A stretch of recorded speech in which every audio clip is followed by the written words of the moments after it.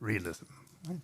So either you start from the inside out and you try a guesswork at intentions, or you look at the system and you identify some kind of alleged trait with the system that will make powers do what they do. What we've been doing in this project is to explore an alternative to that, which is not new at all. It goes back to Aristotle and his On Politics, great guidebook actually, where he talks about practices. And practices, well, that concept and that way of studying things has been updated, of course, but the basic idea is that you look at behavior that is repeated and that can be done well or badly. For example, an intervention, you can break that down to a number of practices and you can see how it goes. A very nice example of this would be a book by a colleague, and I think that's the winning title when it comes to sort of good titles for IR books. It's called Coup d'etat, a practical handbook by Edward Lutwick, where he sits down and he says, you want to take over a state, you have to do tuck, tuck, tuck, tuck, tuck, tuck. Right? So what this project is trying to do on Russia is to sit down and look at the practices that are actually available.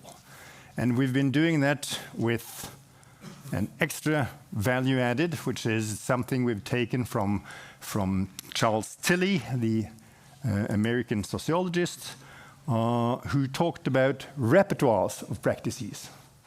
That any state will have a repertoire. We all know what that is. You come home late, you want dinner, there's nothing, but you fall back on your repertoire and you make an omelette or something, or if you're a slightly more fancy chef, you have a larger repertoire. So, same for states. Another alternative way of looking at power politics is to say, what are they good at? And what kind of repertoire of stuff they are good at? What kind of practices are available?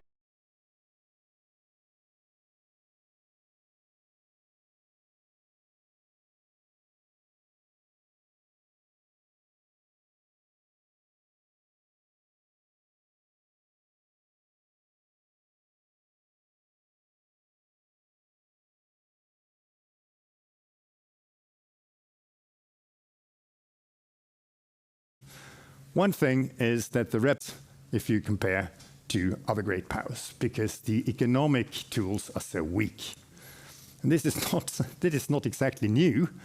There was a book written in the 70s already by an Australian Sovietologist called Paul Dibb, called The Soviet Union, the Incomplete Superpower, where this was the point, that there was a hole in the repertoire, as it were, where the economic tools should have been. You know, it was more of a toolbox and a tool shed when it came to available options for Russia. So that's the one thing that stands out, not new at all. And the second one is the overwhelming military sort of side of the toolbox, as it were. That practices tend to be military, and if they're not ipso facto military, they tend to be weaponized. So if you look at the repertoire, there's a lot of force in there. So it seems that when a problem comes Russia's way, the first question is, how can we use force to do away with this problem? Right? And I open a parenthesis to say, to suggest a parallel to the domestic political scene, where force is also very much in evidence. A favorite example would be wife battering. In the 1990s, laws were passed that forbade wife battering. Then a female parliamentarian, came on stage in the early 2000s and said that, how can we have traditional family values if the male of the house can't beat the pulp out of his wife and children?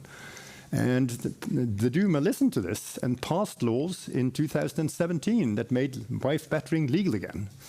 There was a little hitch, which was that if you beat her so badly that you had to take her to hospital, that was not good. So when you've beaten her to pulp and she's lying there and you think, oh my God, I may sort of possibly have to take her to hospital. You don't, because then it's an offense, right? This is a rather, should we say, tangible way of doing politics. You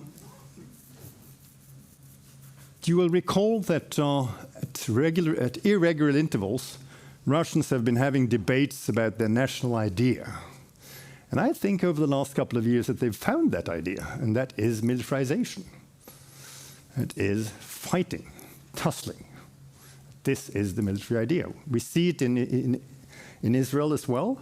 Netanyahu comes out and says that we should be a fighting nation. We should be at war as the national idea. I mean, this is something that comes back. I mean, I think it's a sign of the age.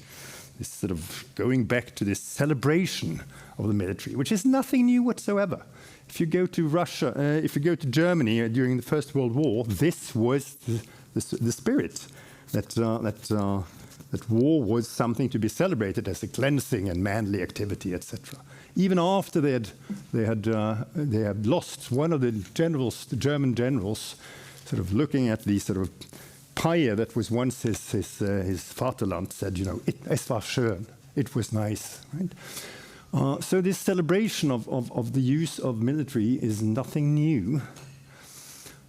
It does pose a couple of questions, though, about how for other states should meet these kinds of power politics, and that's something I suppose we should discuss. So I think my job was to demonstrate how we've been working on this project, what the basic idea of our assumptions about how power politics work, and that's it. So thank you. Mm-hmm.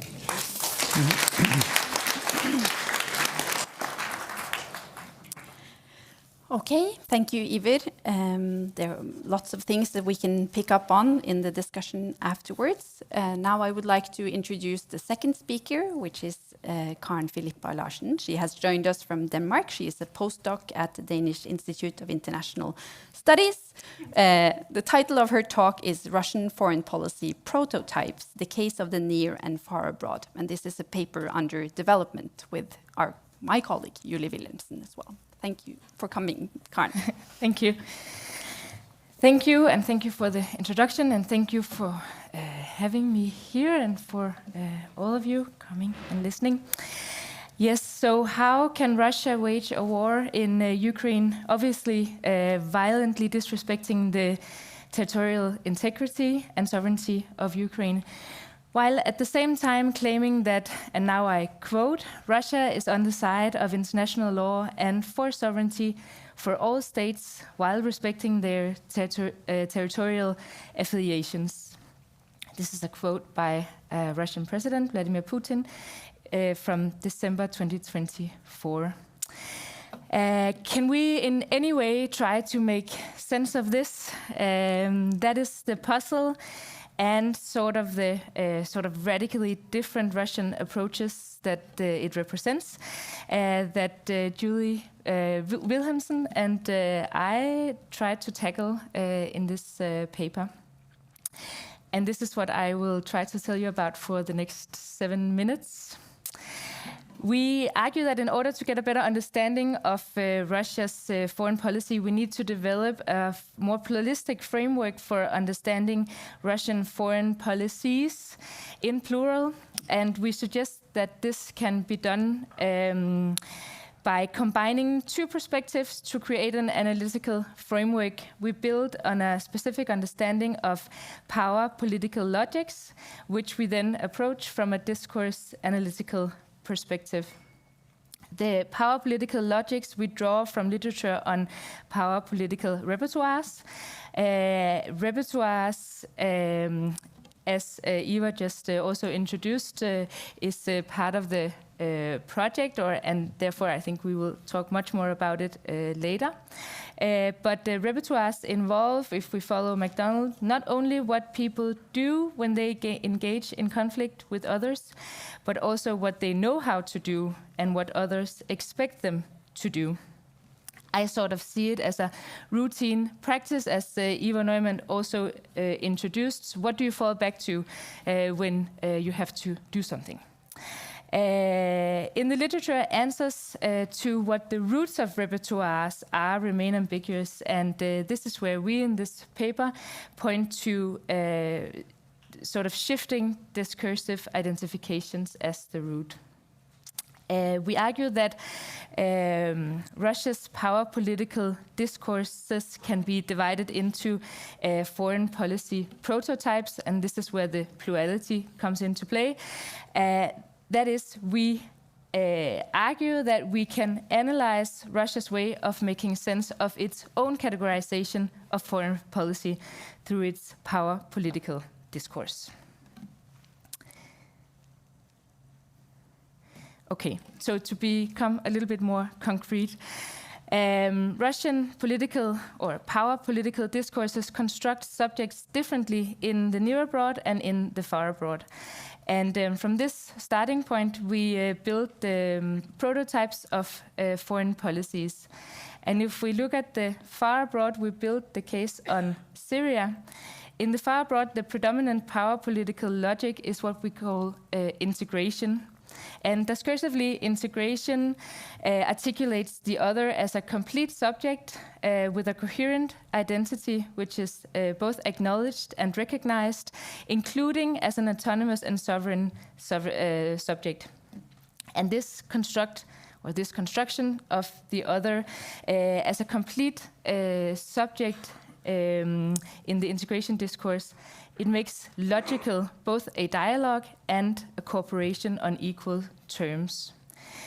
So that is with the integration logic in the far abroad and Syria as the case. Syria is constructed as a coherent subject, and at the same time, because we're of course also talking both as a construct of the other and of the self, Russia is sort of projected together with Iran and Turkey and also with the United Nations as a constructive and united force for building both peace, stability, and sovereignty in Syria. While we see, of course, that the West, particularly the United States, is shamed and critiqued in a fashion that is recognizable from Russia's side.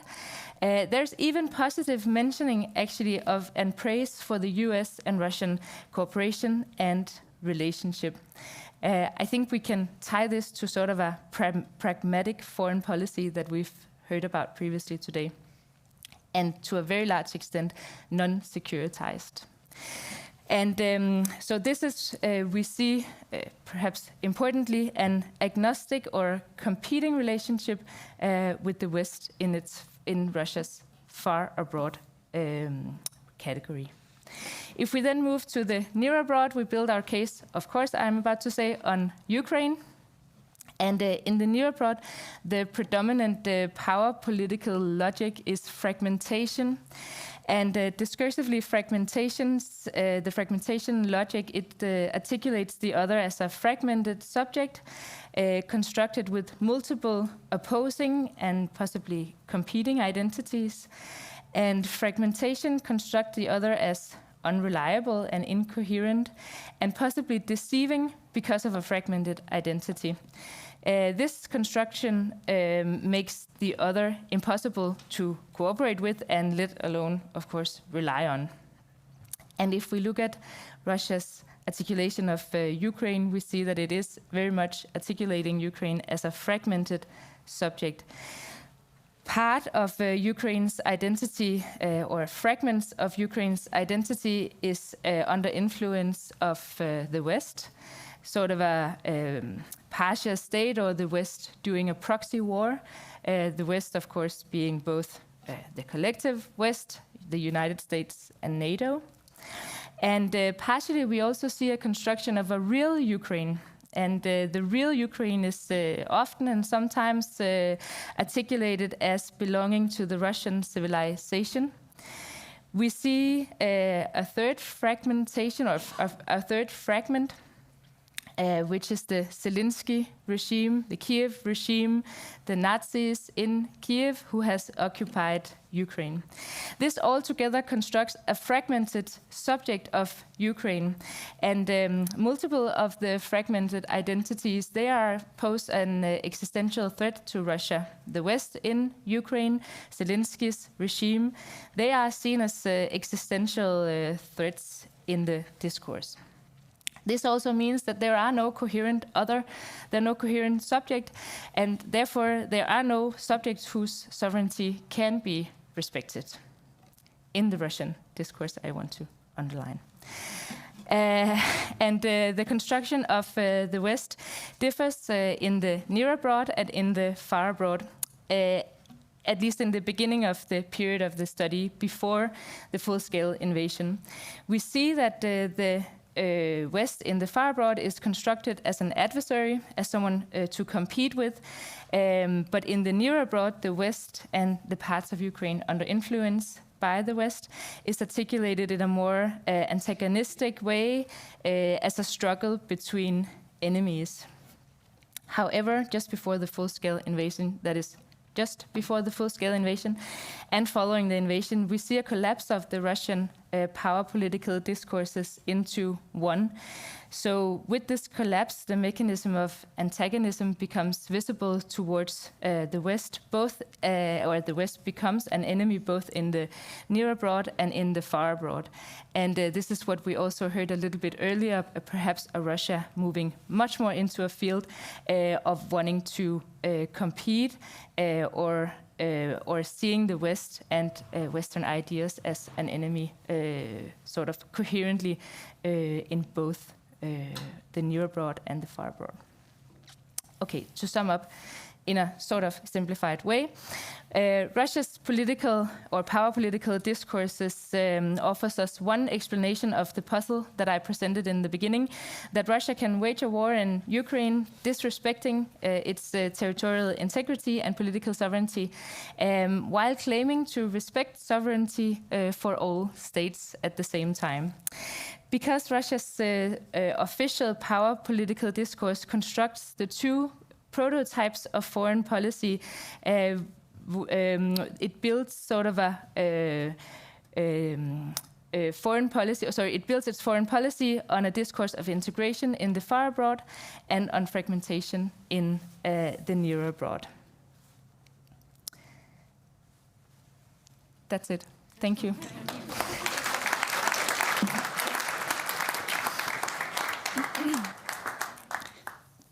Thank you so much, Karen. You are so well on time that I don't have to use my 2-minute card ever, so that's nice. Last but not least, we will have a presentation by my colleague at NUPI, research professor Jakub Godzimirski.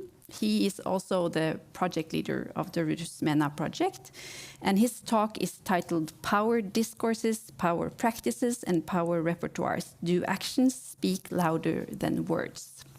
Please, Jakub. Thank you very much. Thank you very much. First of all, I would like to thank all those who have decided to come here to listen to what we have to tell the Norwegian audience. I have been working on Russian politics at NUPI for the past 30 years and face a huge challenge now because I have been given like 8 minutes to sum up my 30 years of work on Russia. I think that it's quite of a challenge, but I will try to do my best. I think that it's important to understand that those who decided to come here decided to join us because they want to learn something more about Russian foreign and security policy. And I will be very glad to share some of the ideas on what we have learned about this by conducting this research that was funded by the Research Council of Norway. I will try to focus on several issues. The first one is that obviously those who decided to come here decided to come because they think that we have something to offer in terms of the understanding of Russian foreign and security policy. It has been a huge challenge because studying Russian policy is quite of a difficult topic.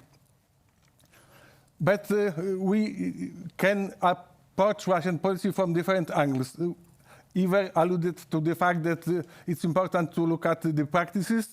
The presentation given by Karen Filipa presents a slightly different approach where the issue of how the power is being talked about is also an important avenue to understand Russian foreign and security policy. In my short presentation, I will focus on four concepts, on four ideas, and on four power tools. When it comes to concepts, when trying to understand Russian foreign and security policy, we need to understand what is the Russian understanding of power. And we know that after examining a number of statements and practices, that Russian understanding of power is to a very large extent rooted in the realist understanding of power. Power is something that you can use in order to make others do what they otherwise would not be willing to do. And the power can be mediated to various avenues.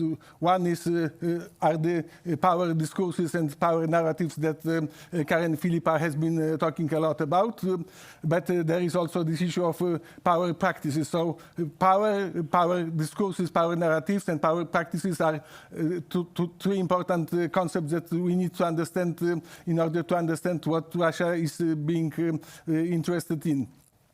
And then the concept of the power repertoire introduced by both Iver and by Karen Filipa. Repertoire is a set of performative actions that are implemented in order to achieve some tactical, operational, and strategic objectives. So those four concepts: power narratives, how power is enacted by various types of practices, and power repertoire as a set of power practices that is used in order to achieve some tactical, operational, and strategic objectives, is something that needs to be somehow factored in this discussion. Then we have to understand that various actors, Russia included, have various types of policy tools at their disposal. Normally it's about diplomatic tools, it's about information-related tools, about military tools, and about economic tools.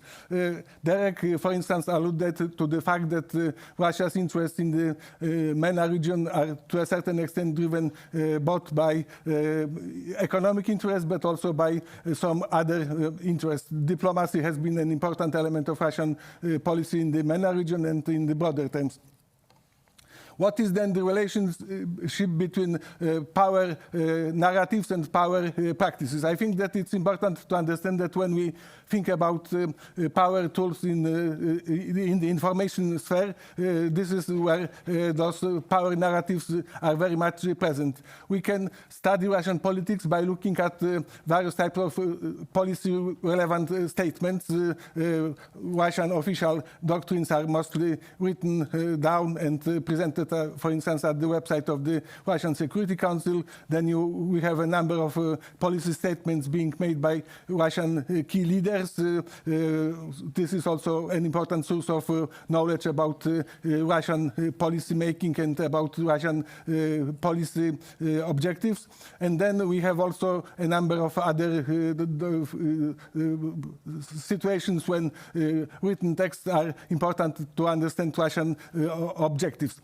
So when we think about what those oral and written statements can be used for in order to understand what Russia is about to do and what Russia is looking for, we also understand that there are four types of issues that can be solved by looking at those various types of policy statements.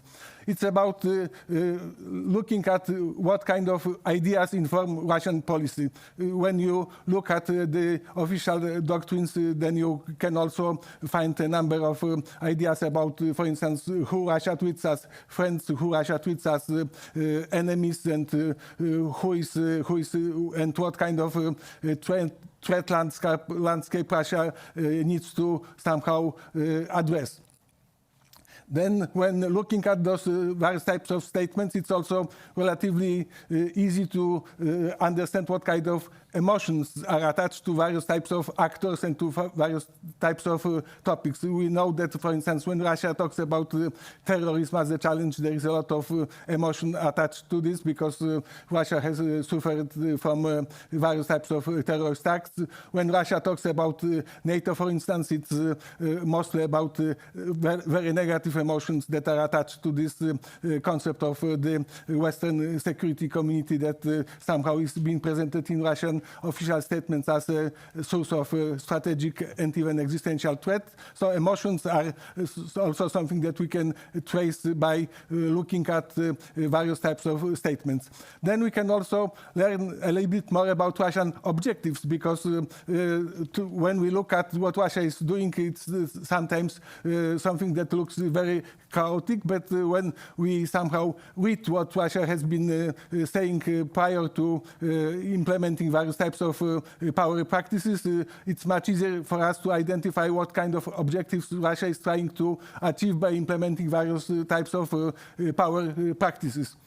It's also important to understand that when looking at various types of Russian statements, not only Russian statements, but it's something that is important to understand, is something that needs to be understood also in other political contexts. But since we are talking about Russia as an actor at this event, I focus on Russian statements. When we look at the Russian statements, we can also use those statements in order to measure the performance of Russian politics. Iver mentioned that when you have a repertoire at your disposal, you can use this repertoire in various manners, and depending on what kind of instruments of power you choose from the toolbox you have at your disposal, depending on how those power tools are combined, you can either achieve a success or face a failure. And what has been happening in Russian policy over the past 4 years is a very good example of the fact that when you use inadequate measures in order to address a challenge, then you may face a failure. We understand that when Russia decided to launch its full-scale invasion against Ukraine in February 2022, the idea was that the war would be over in a scope of weeks or maximum months. Now this war has been going on for almost 4 years, and the original objectives have not been achieved. So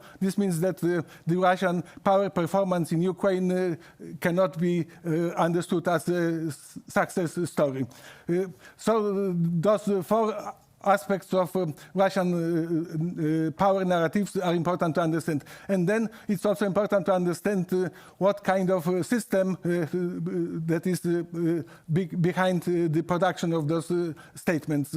We understand that Russia is a personified semi-authoritarian or maybe even authoritarian regime that is also to a certain extent moving in a more totalitarian direction over the past years. And the issue of the use of military instruments of power is also a good exemplification of the violent nature of Russian politics. So this means that when trying to understand the direction of Russia in the future, it's also important to understand what kind of regime the current Russia is and who is playing the key part in shaping policy and whose statements it's important to look at because of the very hierarchical nature of the Russian power realm. So this is also a factor that needs to be factored in when trying to grasp what Russian politics is all about. Finally, I would like to underline that in order to provide a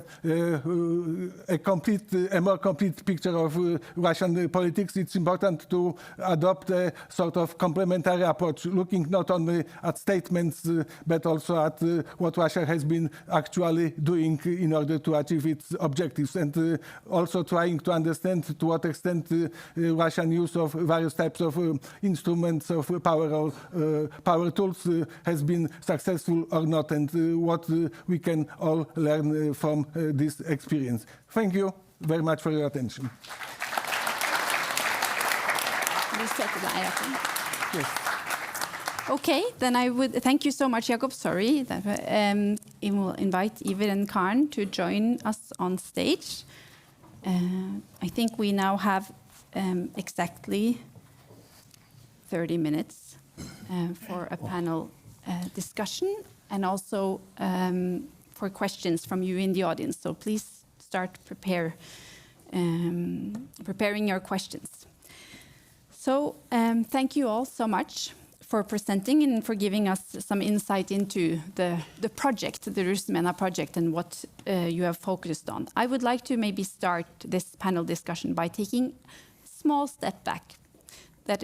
So when we've heard a lot now about first practices as being kind of the twist in the project, trying to look at Russian power politics from a new angle.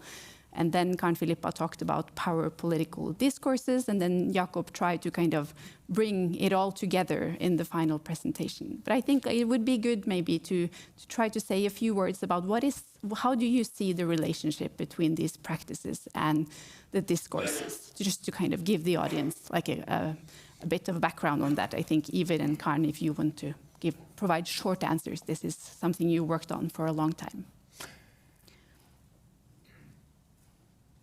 There's a French chap called Michel de Certeau, which said that words go in a procession before practices. That you can sort of clear the ground, as it were, by talking the talk, and then you have to follow up with practices. So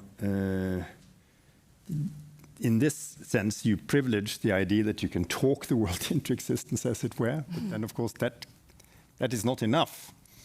I mean, you can say in the beginning was the Word, with John the Apostle, but you have to follow up with practices in order to actually gestalt that world, and bring that world into existence, right?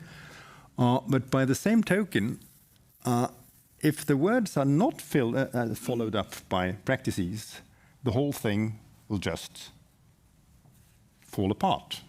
We see this in a number of small ways every day, but I think the fall of the Soviet Union is a very good example of that. You know, we all remember the lozungi, the slogans, you know, Plani party, plani naroda, you know, the party's plans are the people's plans. Now, there were times when people actually thought that, a number of people thought that, and then fewer and fewer people thought that. And then there were the jokes, and then the whole thing just didn't work anymore. I mean, the best book I read on that was called Everything Was Forever Until It Was No More. What's the, not Yermak, but what's Jurchak. Jurchak, that's right. But that's it, right? You have this big constellation built on words, but if it's not followed up by practice, it will at some point fall together. So the two have to be studied in combination. But if you don't study the words, how can you know how these people doing the practices make sense of those practices? So studying practices without studying, should we say, verbal practices as well, I think is impossible.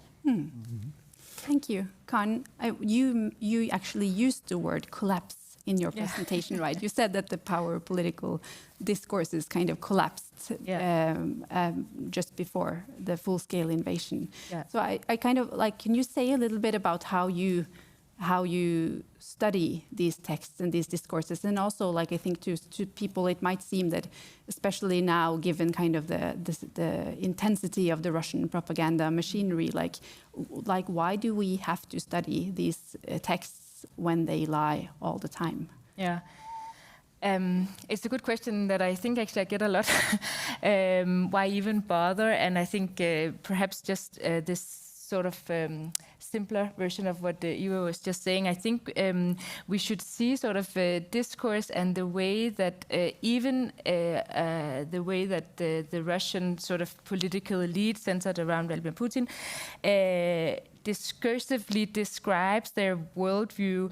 I mean, I come with it as an explanation for something, of course, but it's also a precondition for some types of actions. And I think that's the whole I guess, idea of working with discourse is that actions are conditioned by discourse, not one-to-one, of course, but what we see and the way that we describe the world is conditioning for the way that we can also act in that world.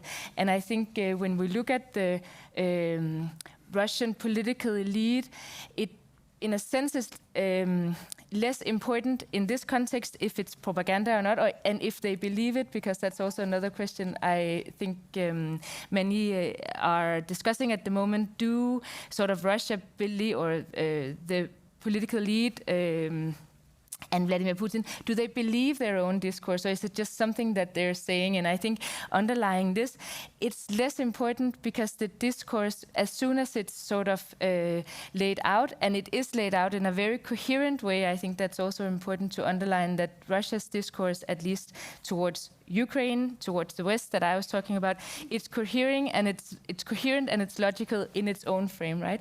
And as soon as it's laid out, it also conditions the actions that Russia can take and the actions that are expected from a political elite to take. If NATO is considered an existential threat, then you need to, as Eva is saying, there is also an expectation to act towards NATO in that way.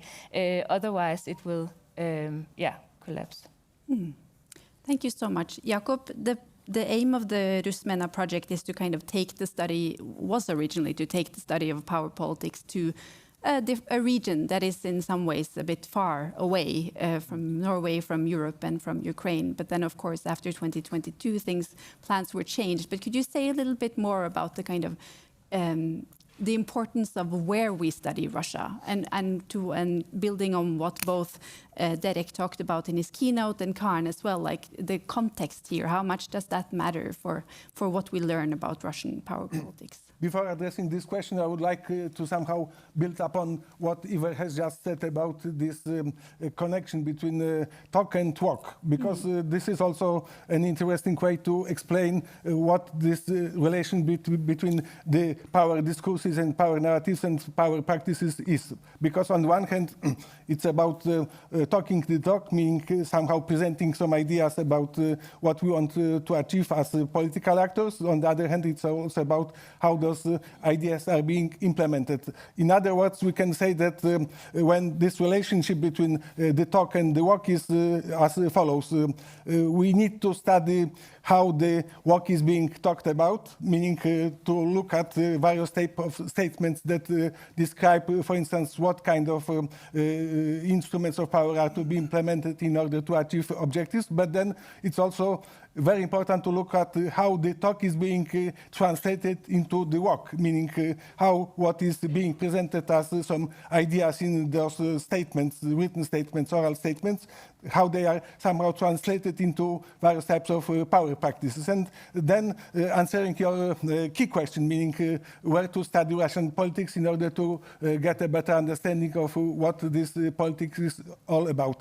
I think that if you think about Russian politics as something that needs to be somehow transposed to a sort of theoretical prism, it's no matter where we study, because in the end of the day we will get the whole spectrum of the Russian power light, in a sense. Because when you send a beam of light to a prism, then in the other end of the spectrum, you'll see the whole spectrum of various types of ideas. And I think that when we decided to study Russian power politics in the MENA region, it was to a certain extent an opportunistic approach, because we saw that the Research Council of Norway had a project call for projects, and they somehow singled out Russian policies towards the MENA region as something that needs to be studied.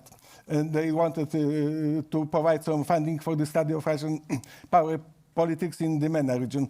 But then this happened after several years of us being involved in another project that was called EPOS, about how to understand various states' repertoires of power. So what we decided to do was that we decided to apply this approach that was developed in this EPOS project to study of Russian power practices in the MENA region, hoping very much that this will also open some new avenues for this study and understanding of Russian policies in other contexts, because we tried to somehow send Russian politics in the MENA region to this conceptual prism of power repertoires in order to identify what kind of power practices Russia is willing to implement in this specific geographical and historical framework, in order to get a better understanding of the whole spectrum of Russian power repertoire. So this is the answer to your second question. So I think that it's important to look at how the talk is being walked, how the walk is being talked about, but also to choose the interesting areas where those issues are to be studied, hoping that any examination of Russian policy in a given historical and geographical context will also provide some broader understandings of Russian foreign and security policy, which is a topic that unfortunately we have to pay a lot of attention to those days. Thank you. I think I will open up for questions from the audience now. You need to wave to Bendik and Vera that are kindly helping us here on the sides with the microphones, because I don't really see much. I see someone in the middle there. And, yeah. Hi, Jeff Mankoff from National Defense University in the US. I had a question particularly for Karen Filippa. You talked about the Russian discursive understanding of the near abroad. And I really had two questions in that context. One, is there an agreement within this Russian discourse that you've been examining about what constitutes the near abroad, or what its borders are? And secondly, to what extent does that discourse acknowledge that other states, other great powers in particular, might have their own near abroads? Should we maybe pool a few questions, so then we can take the middle here and then also at the front here, and then we answer afterwards? Yeah, thank you. Adrian Rokstad from the University of Groningen. I have a question sort of bringing together the themes that were brought up in the keynote and what you've talked about now about repertoires and, walking the walk. How can Russia actually walk in the MENA region these days? What are the power repertoires or the instruments that they can actually use? There was mention of civilian nuclear power, for example, which has now been used a lot to tie in sort of states to long-term Russian contracts. There used to be private military companies that could provide security, the Wagner Group, etc. So what can Russia practically do now in this region, particularly in light of Ukraine? Thank you. And then one final here, Vera. Hello, Anne Roth-Herman from NUPI. So I have a question that goes to Iver and Karen and Jakob, if you want to, but kind of from different angles. And it's about the relationship between the walk and the talk and the other or others, the subject position. So for Karen, you mentioned this on the more general level, but I was wondering if you could elaborate a bit on how the actual practices are shaped by the subject positions.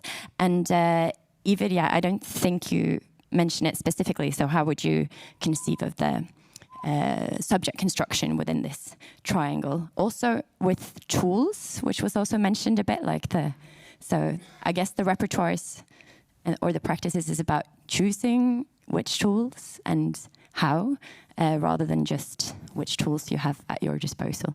Yeah, thanks.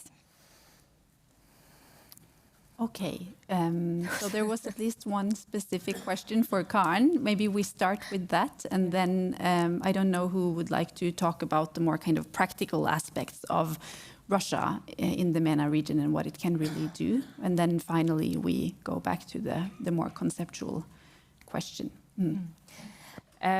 Yeah, so for the question from Jeff Mankoff, thank you very much.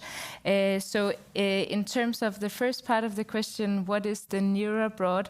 There's no sort of delineation or, in a sense, sort of from the study that I have been doing, a sort of perfect description of the near abroad. But I would say that in terms of the discourse around Ukraine, I think the sort of true the true Ukraine, or the fragment of the Ukrainian identity that is in a sense sort of constructed most positively, that's the Ukraine that falls in sort of the true Ukraine that sort of falls in the Russian interest sphere. So we can see sort of whenever Ukraine is constructed as you all know of these constructions, that Ukraine is historically part of Russia, and also Russian-speaking Ukrainians and all of that. That is sort of, in a sense, constructed, the fragment of Ukraine that's constructed, I would say, as the most sort of positive or belonging to Russia. But I haven't seen sort of a complete demarcation, sort of territorial, of where the near abroad is. But I would definitely say that there are some constructions of historical unity that marks also the near abroad from the far abroad. I say for the second part of the question, I simply don't know, actually. I can't recall sort of discourse that acknowledges that other states have their own near abroad in the text that I have been studying for this text, for this article. Okay, maybe Jakob first on the Russia in MENA region, and then Karen, you also, of course, have your own other research that you can also chip in on, maybe on Russia in the Middle East and North Africa. I would like to follow up on what Karen has just said about the Russian understanding of the near abroad. I think that there are several understandings of the near abroad. I think one kind of historical is that all places that used to be a part of the Soviet Empire are a part of the Russian near abroad. This we need also to understand that, for instance, Vladimir Putin said once that Ruski Mir has no borders, meaning that this is also something that is very blurred in a sense.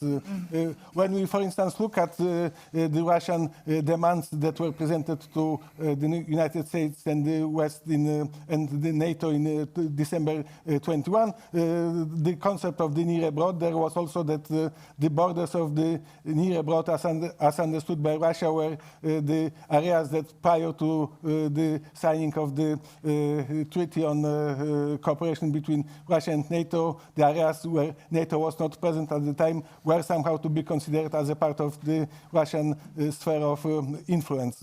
So this really demonstrates that the concept of the near abroad is very flexible in a sense, which makes it difficult to study Russian approaches to the near abroad, because when you don't know the limits, then it's very difficult to define the subject of your study. What is also, to a very large extent, a topic when looking at the Russian approach, for instance, to Ukraine, is that Ukraine is somehow being deprived of any type of agency in the Russian narrative, political narrative. Ukraine is being presented as an object of the Western manipulation, not as a subject of international politics. This is also an important question to understand when it comes to understanding Russian approaches to Ukraine and the Russian decision on the use of military power in order to address this issue.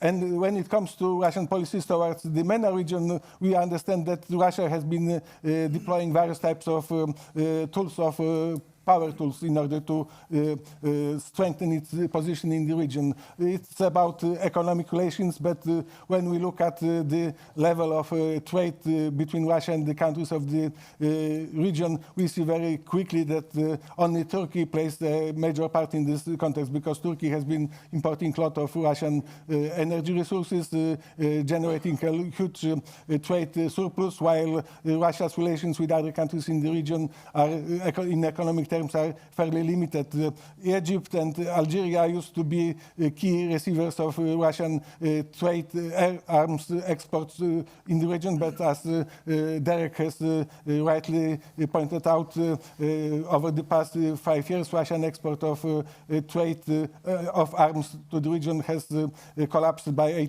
more than 80%, which really demonstrates Russia's inability to continue its cooperation in terms of military industrial cooperation with those countries. So economic instruments play a certain part in Russian strategy towards the MENA region, but it's not about economic gains that Russia tries to achieve by launching its power practices in the region. However, Russia has been also very actively in the information space in order to somehow influence the public opinion in the region, playing on the old anti-colonial ideas. Russia presents itself as a non-colonial power, although this is also something that can be discussed, and especially in relation to countries in the northern part of Africa, in Africa in general terms, and in the third world in more general terms. Russia can play on the old tradition of the communist rule.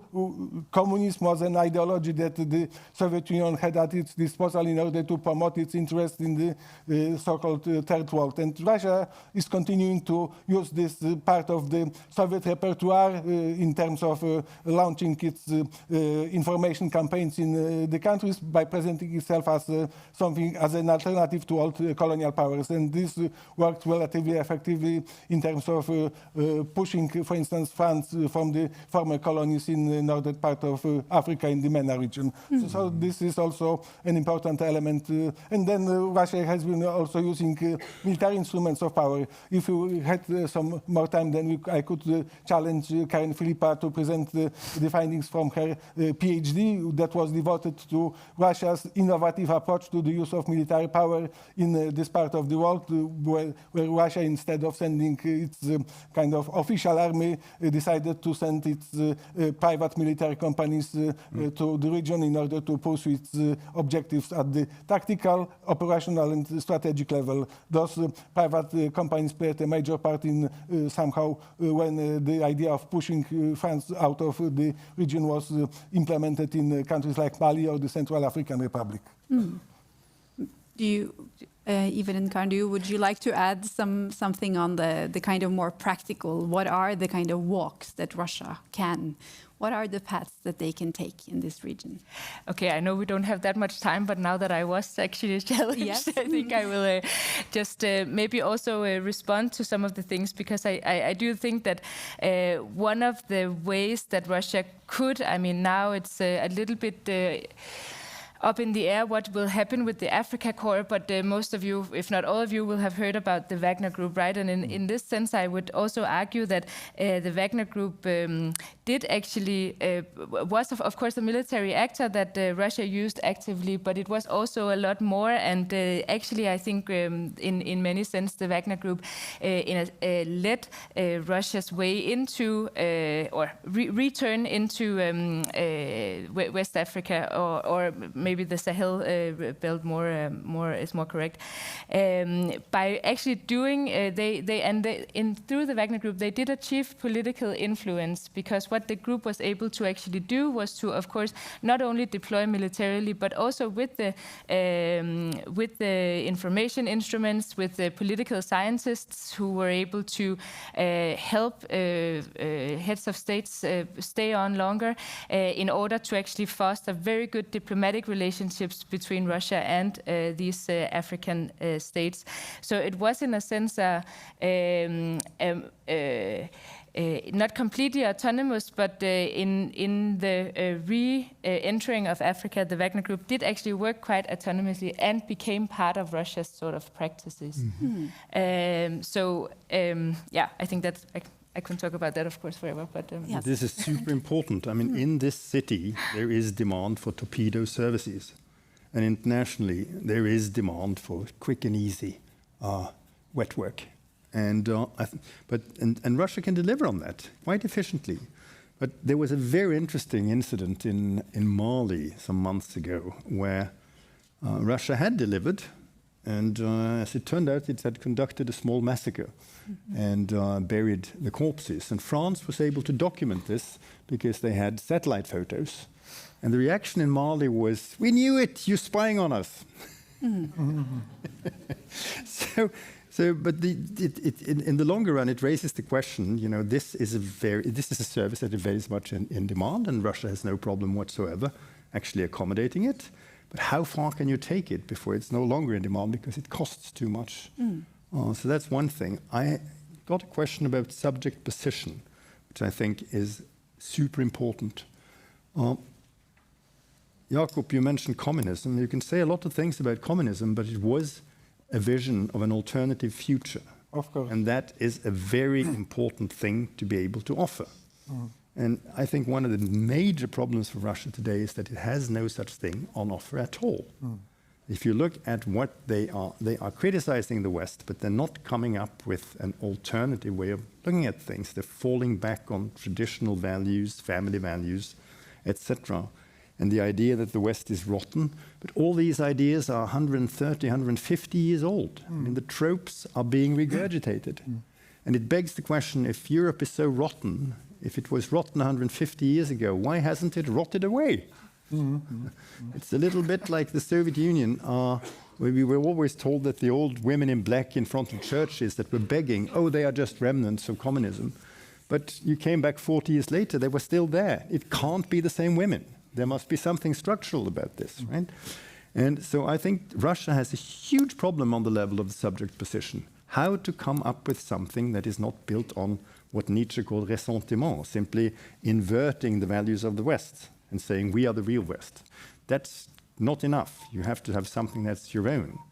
And this is particularly acute in the area of economics, I think, where there are no models. And people have even started regurgitating Slavophile thinking about the economy, which is, I mean, that's as seen from modern day economists, that's a nightmare, right? So there is a job to be done here, and the Russians haven't even started, I think, particularly on the economics side. Thank you. Karen, would you like to add something to the question from Annie? Yeah, sure. Yeah. Okay, so in terms of how do we then see sort of practices play out differently? So I think, first of all, if we look at how is this fragmentation, power political discourse of fragmentation in Ukraine played out, I think just yesterday, or I can't remember, maybe this morning, I read that Russia has actually negotiated a peace plan with Donald Trump or with the United States for peace in Ukraine that's negotiated without Zelensky or anybody from Ukraine at the table. I think sort of this is an example of this fragmentation or the fragmented Ukrainian subject of Russia not recognizing Zelensky as a legitimate head of state and not recognizing the Ukrainian parliament as legitimate. I think that is a practice that we can see as a result of that. Just sort of one concrete example. I think if we then look at the far abroad, I mean, I think the Astana sort of negotiations is perhaps an example of a practice that sort of matches the power political discourse of integration, because it was a practice where Russia, in a sense, invited everyone to the table. Not everyone joined, but to try to negotiate. But yeah, so if that could be sort of an example of a practice in the other way. Yeah. Thank you so much. I'm afraid that we are running out of time. I want to thank all of you in the panel for good presentations and the audience for engaging questions and discussion. I also am happy to tell you that you can continue the discussions over lunch because we're going directly into lunch, which is served outside of this room. Please be back at 12:15 for the next panel session. Thank you all so much. Thank you very much.